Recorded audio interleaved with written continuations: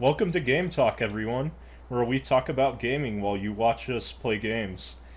I have my co-star Ben here with me tonight, and we have a special guest tonight, Hieu. Hello. Hi. What's And up, we're guys? we're going to talk about games in Kickstarter and whether that's a viable way to fund gaming. Oh man, talk about your controversial topic, Seth.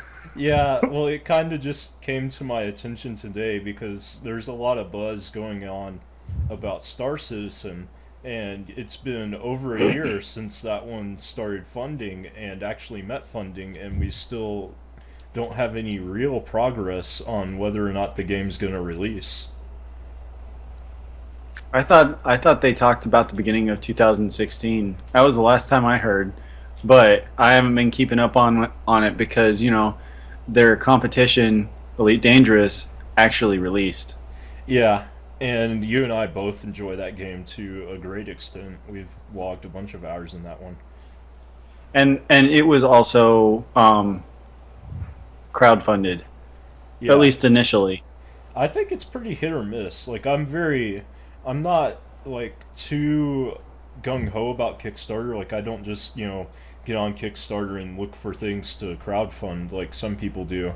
But if something comes along that I really want to get in on, then I will. Like, I got in on War Machine Tactics mainly because I wanted the miniature for one of the reward levels. I didn't really know if the game was going to come out good or not, but it came out pretty well. We played it the other night.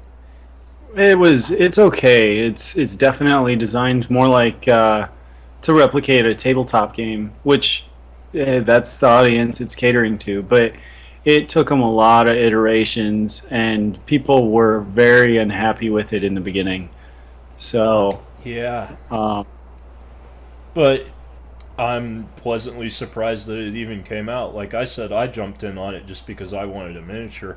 I had no, um, I can't think of the word.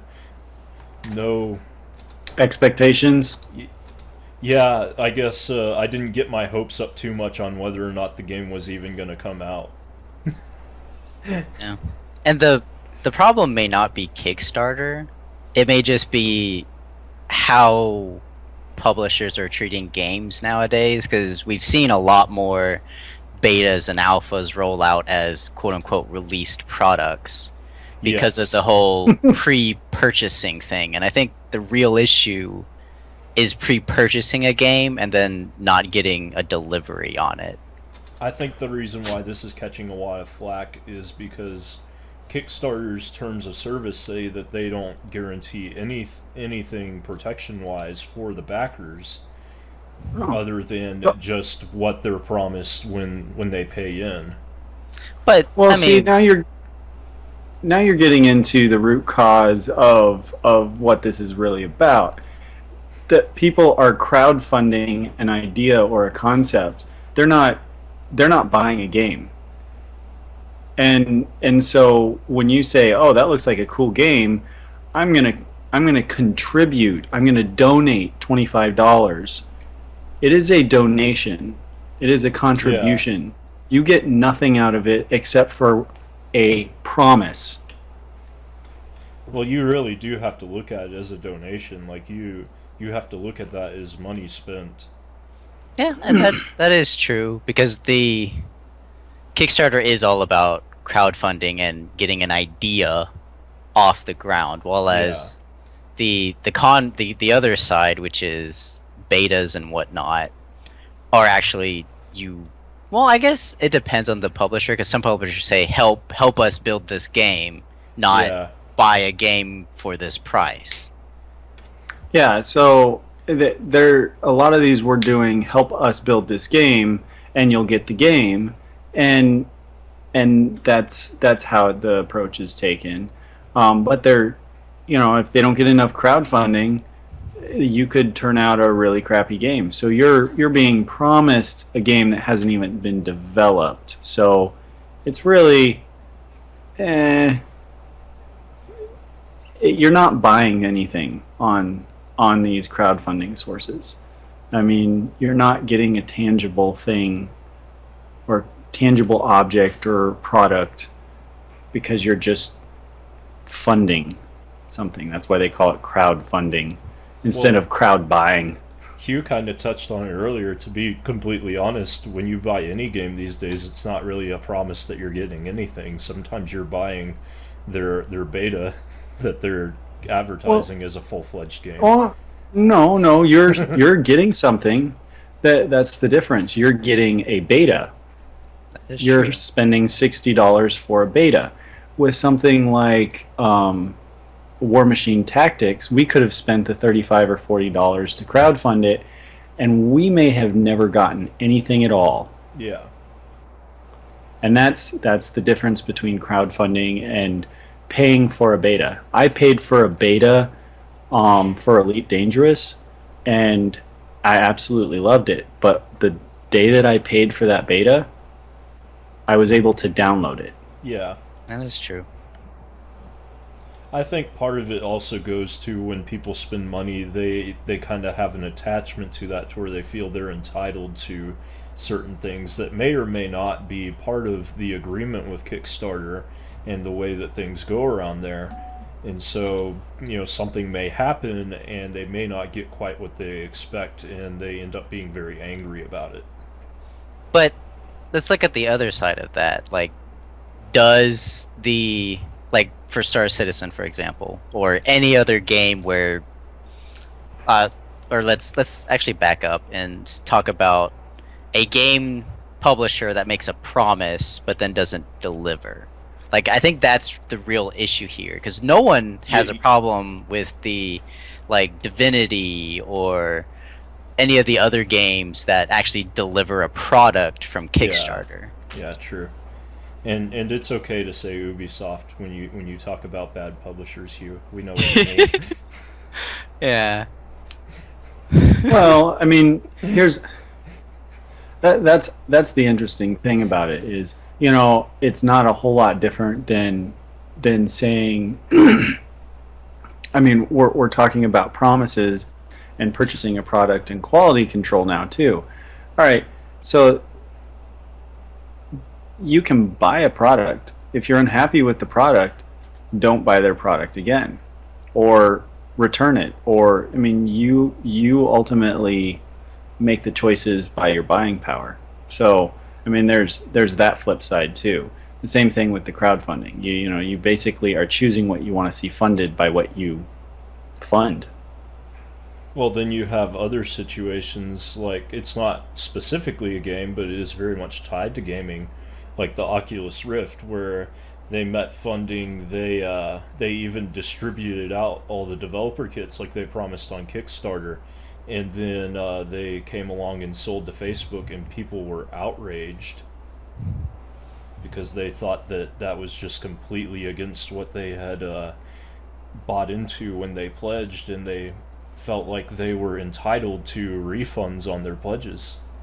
Well, there's always two sides to this, I think, because if a developer promises something, it is on the developer to deliver that promise. Well, they Now, did. They got yeah, off the ground. They even delivered the developer kits like they promised in the Kickstarter. Like as far as any legal matter, they were free and clear after that. yeah, and They were that they that's were not beholden to anyone. yeah, and that's another side of it where just because someone has paid for something doesn't give them really the right to dictate its path. And that may be something that people are getting a little bit too antsy about on Kickstarter, because some Kickstarter campaigns say, hey, yeah, like they kind of breed that where they're like, hey, yeah, you're part of the game now, help us make these decisions. Yeah. While as Okay. others are just saying, here's a game, we don't really want your input.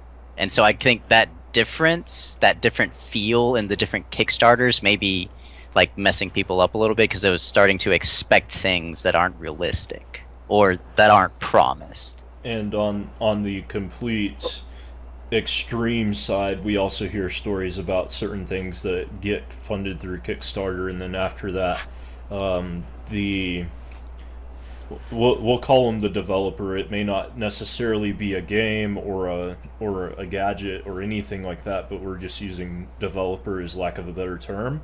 But they give a few updates on what they're doing, and then after a while the updates get longer, and then they just kind of drop off the face of the earth, and they took your money and ran.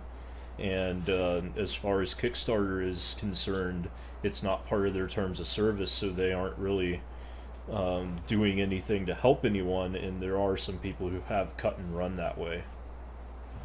So, real fast, something that I keep hearing is like developer promises. Developer promises. When That's do all developers you get hold when on? you look at a Kickstarter. And I understand that. Okay, so Kickstarter, I totally get that.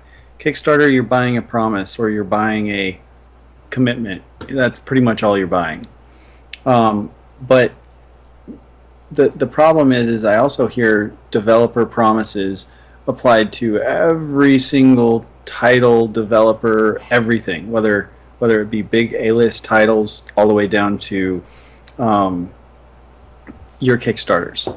And the only ones that I think where the developer is actually liable for any type of promise is in Kickstarter, because I don't recall hearing a lot of promises being made by the big A-list or B-list developers.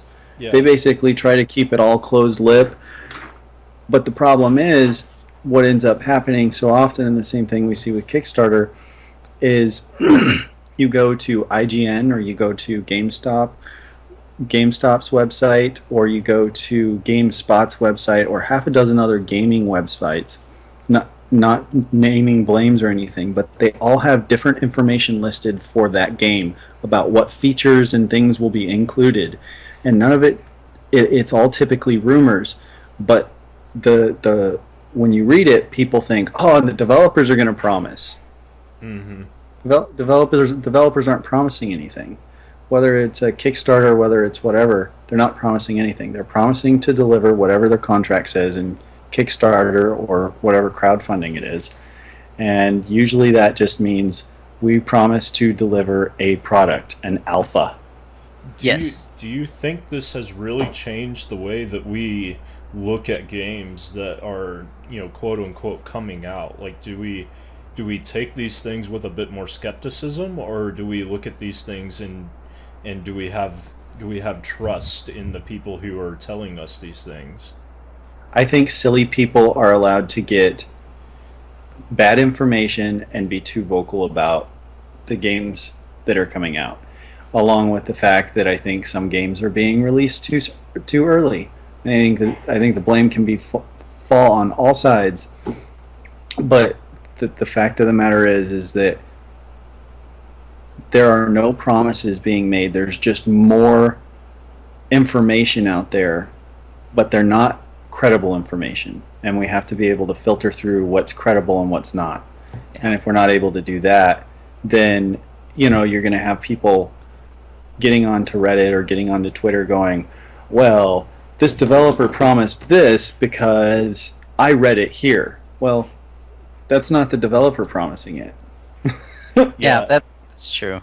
And to kind of clarify what I was talking about with developer promises, what I meant to say was what the Kickstarter person is actually saying. Like, if you pay $30, I'm giving you a game by this date, and not meeting that commitment, I should say, I guess. Mm-hmm.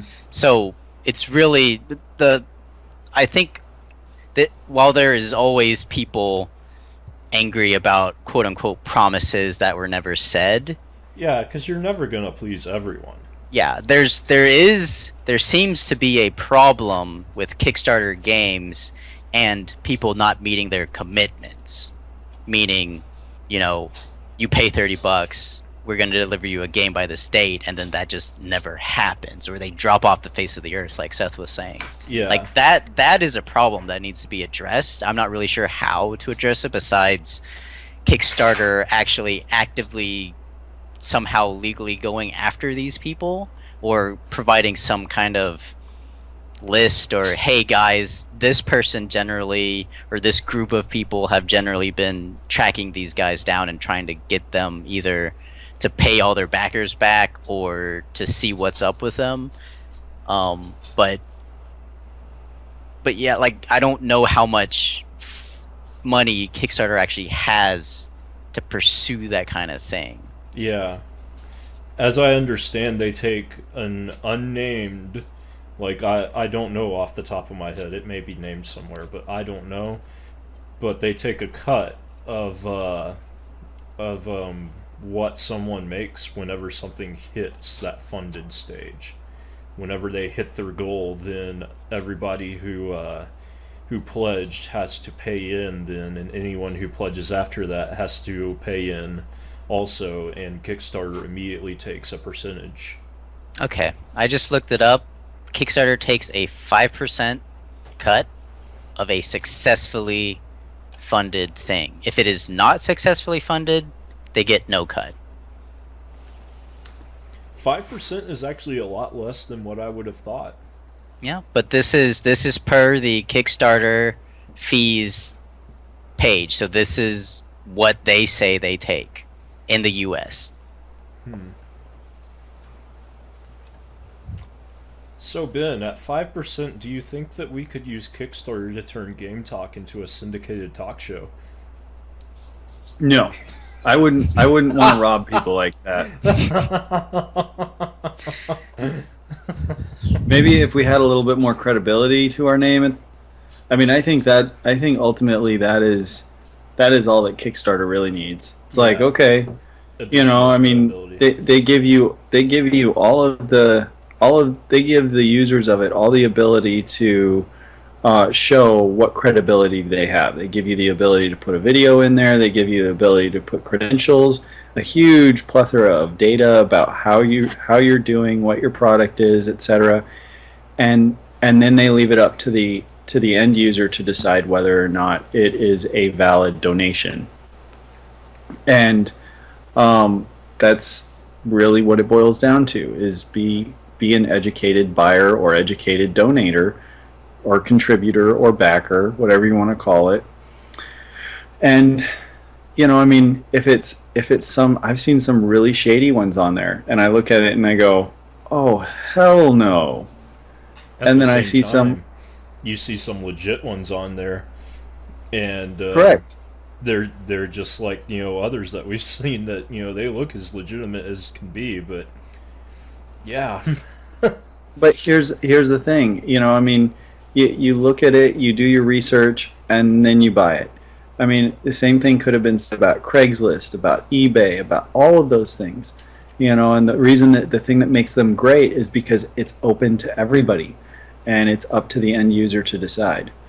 We don't want to stifle the internet by making it too difficult. All right, you need to do a credit check, you need to do this, you need to do that in order to set up a Kickstarter. But at the same time, it is a problem.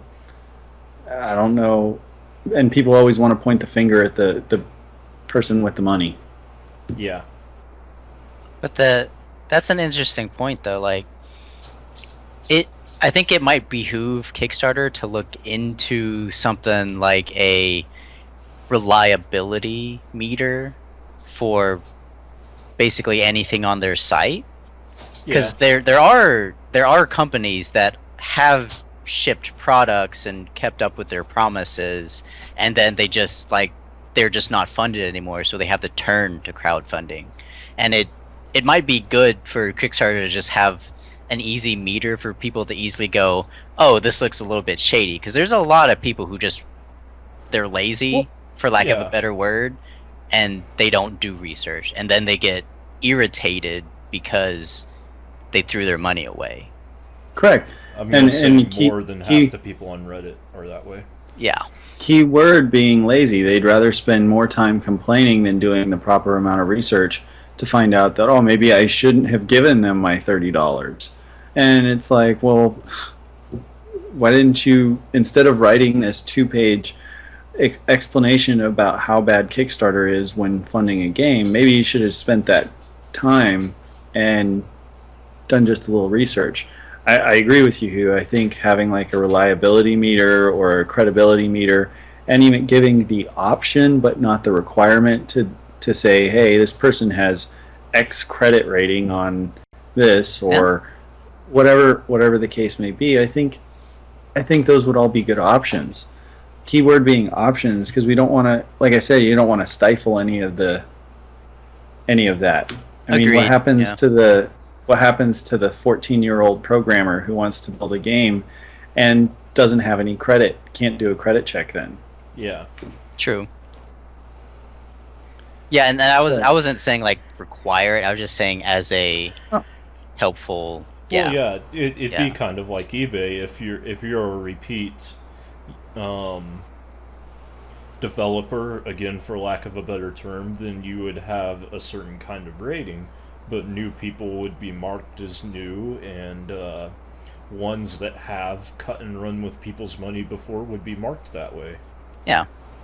I think it's just a matter of making sure we don't regulate too much, too hard, too fast, because it's a real easy way to ruin things. Yeah. Yeah. Agreed. All right. Well, I think we've had a good discussion here tonight, so I think we're going to sign off. All over the board. All right.